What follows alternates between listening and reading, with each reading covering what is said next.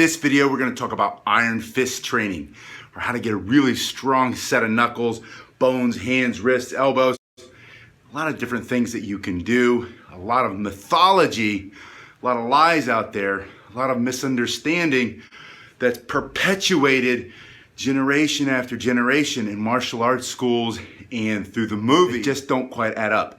Now, one thing you have to always remember in martial arts and in martial arts history is that a lot of it is made up, and that you have to take it all with a grain of salt, and you have to use your common sense. And having said all that, just because it doesn't seem to be right doesn't necessarily mean that it isn't right. If you've never seen it or you don't understand it with your level of understanding now, that doesn't necessarily disqualify it or mean that it can't exist. But one thing you have to know for sure is that there's a lot of phony, fakery garbage out there. Ninjas don't really disappear in a puff of smoke and walk through walls and all that stuff. It looks cool in the movies. It's fun to think that you might be able to do that.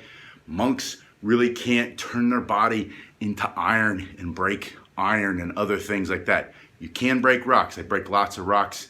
You can break cinder blocks. You can break bricks, but you have to know what you're doing. And a lot of times you understand, yes, you do have to toughen things up, but it's about the physics that are involved, or the physical or mechanical properties. Things will break under a certain amount of force.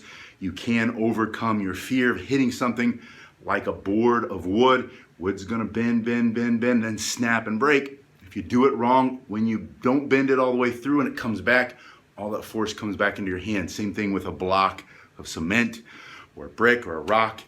But having said that, if you know what's really going on, you will come to understand that a lot of it is just purely based on science. And when you see a Kung Fu monk, there's a lot of Kung Fu monks out there who like to punch a steel plate. I saw this with my own eyes here in town. Years ago, there was a Kung Fu group. They came through. They were supposedly from the Shaolin Temple or something like that. And this guy broke a piece of steel. And I thought about it, and I thought, steel bends. It doesn't break like glass. It broke like glass. What he did was, he took that piece of steel and he overheated it.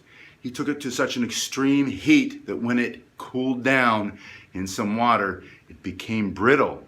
And the properties of the metal had changed so that when he hit it, it shattered like glass. He didn't break it. He just understood science, what happens when you overheat metal. So when you watch these things and you see these guys and they're taking something and they're beating on their arm, because there's some value there. But understand, there's no magic there. There's some value if you understand what's happening in there. At the cellular level, you're creating blood flow, you're creating small tears or small breaks in the bone, which will then come back and heal stronger and stronger. And yes, you can make your hands harder and harder. But I'll tell you a secret, something that I learned long, long ago. When my brother started working on giant cranes with big wrenches that were so big they looked like comical wrenches, ridiculous wrenches.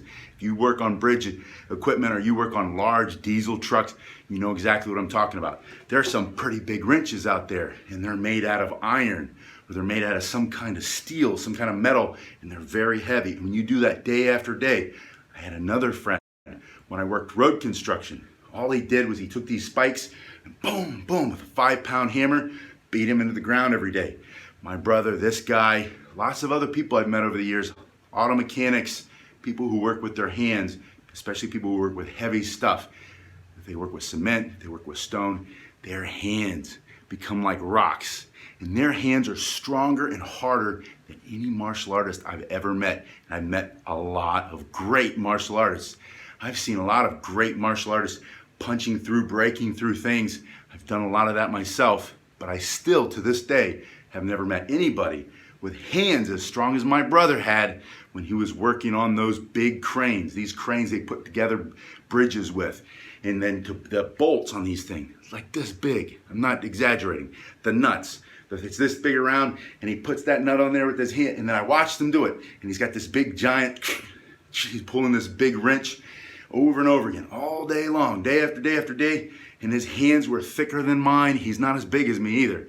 His fingers were big around, and it felt like hitting a stone.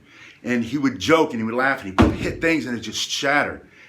He still couldn't shatter metal unless it was overheated. Remember that.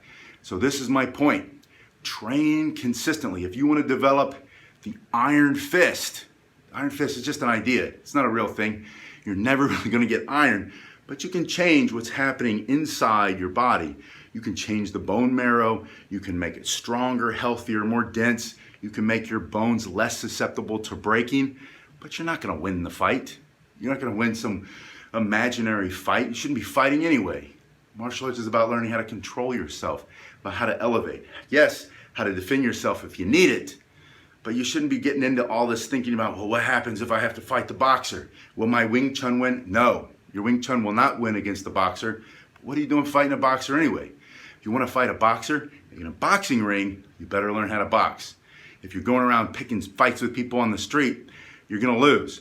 If you learn some martial arts for self-defense, most other people don't know martial arts. So any amount of martial arts that you learn, boxing's my favorite, but any martial arts that you learn will help you stay more safe if you do have to use it.